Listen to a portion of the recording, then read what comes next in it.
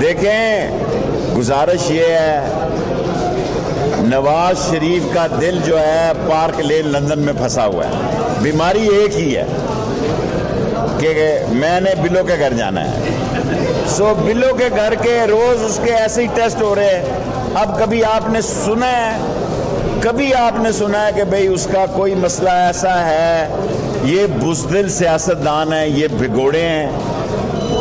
असल में लड़ाई मुस्तकबिल की जो हो रही है वो मरियम और शहबाज शरीफ के दरमियान है। दोनों एक मुख्तलिफ रास्ते पे हैं और शहबाज शरीफ की ये राय है कि मौजूदा इमरान खान की हुकूमत से सुलह करके मामलात सेटल किया जाए। उनकी नेवी का लेटेस्ट जहाज़ हमारी रेंज में था और फायर क्योंकि उनके हाथ बंधे हुए थे, हमारी एयरफोर्स हमदम तैयार थी, हमारी फौज लड़ना चाहती थी, लेकिन मोदी ने ये टैक्टिस इस्तेमाल किया वोटें हासिल करने के लिए। ऐसी जगह हमला किया जहां कोई बंदे का पुत्र ही नहीं था।